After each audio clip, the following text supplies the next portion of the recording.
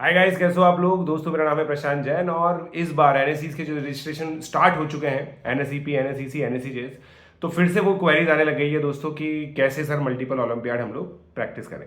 एक specific query ये है कि सर 8 सितंबर को आईयूकेएम स्टार्ट हो जाए, खत्म हो जाएगा। आरएमओ का हमें ज़्यादा कुछ इंटरेस्ट नहीं है, तो एनएसईपी हम लोग दे देते हैं या एनएसईसी हम लोग दे देते हैं। तो सर कैसे इन एग्जामिनेशन के लिए प्रिपेयर करें। तो यार देखो दोस्तों, मैं मल्टीपल एग्जामिनेशन की सपोर्ट में कभी भी नहीं रहता हूँ। मैंने खुद ने एनएसीपी किया है, आईएनसीएचओ किया है, तो बहुत सारे बच्चे ये देख लेते हैं और सोचते हैं कि पीजे सर ने किया तो पीजे सर तो हमें पढ़ाते ही हैं, तो पीजे सर से इंटेलिजेंट तो हम लोग हैं ही, तो हम लोग तो मल्टीपल ओलंपियाड क्रैक कर सकते हैं। दोस्तों, मैंने 12th क्लास में ये सारे एग्जाम क्रैक किए जब मेरा फिजिक्स केमिस्ट्री का सिलेबस खत्म हो चुका था आईआईटी जेई का।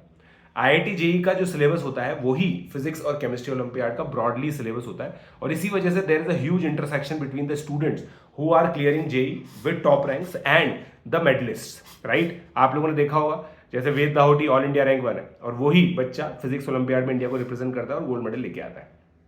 तो यार आप लोग को ये चीजें समझनी पड़ेंगी कि मल्टीपल ओलंपियाड्स की तैयारी खासकर 9वीं 10वीं 11वीं में तो बहुत ही मुश्किल है। किसी एक ओलंपियाड को टारगेट करो और उसको क्लियर करने की कोशिश करो, और अपने आप से ये क्वेश्चन पूछो कि आप ओलंपियाड की तैयारी ढंग से कर भी रहे हो क्या।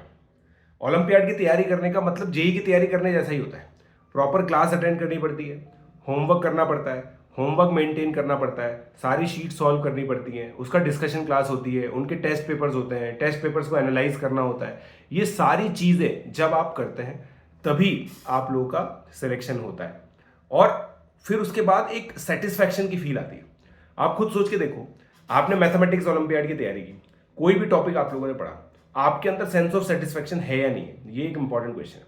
सेंस ऑफ सेटिस्फेक्शन कब आता है? जब हम लोग सफिशिएंट टाइम देते हैं। जैसे ज्योमेट्री की अगर मैं बात करूं, आज हम लोग के पास समय कम है, हम लोग मैराथन ले रहे हैं, वो सब ठीक है, अपनी जगह पर है। We are trying to do something better than nothing वाला हिसाब किताब।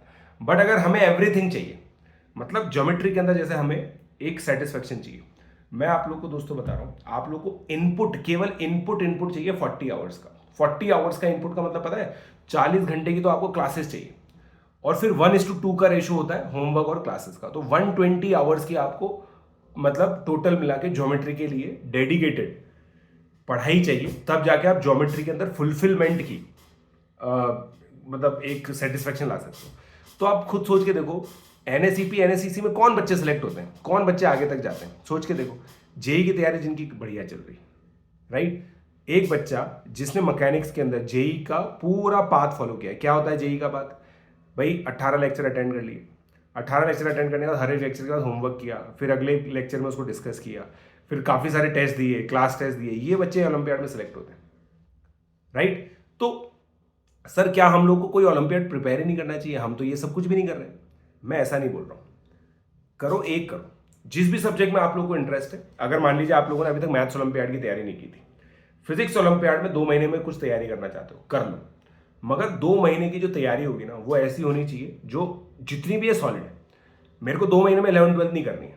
सरफेस लेवल पे करोगे, जैसे मान लो एचसी वर्मा तुमने 11th 12th की कर ली, कोई प्रैक्टिस नहीं है, कुछ नंबर नहीं आएंगे, 40-50 नंबर आएंगे 216 में से। इससे बढ़िया क्या करो, 5 चैप्टर करो, गिनती के 5 चैप्टर लो, कोई से भी जो तुम्हारी इच्छा है। अगर तुम मेरे से पूछना चाहोगे तो मैं तुम्हें 5 चैप्टर बताता हूँ, जैसे एनएसईपी के। एक है ना इलेक्ट्रोस्टैटिक्स ले लो, ठीक है, क्योंकि 10th के से रिलेटेड बता रहा हूँ। इलेक्ट्रोस्टैटिक्स ले लो, करंट इलेक्ट्रिसिटी ले लो, ज्योमेट्रिकल ऑप्टिक्स ले लो, मैकेनिक्स ले लो, मैकेनिक्स में भी अप टू सर्कुलर मोशन। ये 4 चीज़ों में, मतलब ये चौथी चीज़ में मल्टीपल चैप्टर मान लो इनको, ये 4-5 चीज़ें कर लो, आप बहुत सही परफॉर्म कर लोगे, डिसेंट परफॉर्म कर लोगे, 80-100 नंबर आएंगे। मगर जितने भी आएंगे ना, सिलेक्शन हो या ना हो, आपको एक फुलफिलमेंट की फीलिंग आएगी। तो हमें दोस्तों ओलंपियाड जब हम करते हैं ना, तो हमें विड्थ कवर नहीं करनी, हमें डेप्थ कवर करनी है। Please try and understand this thing.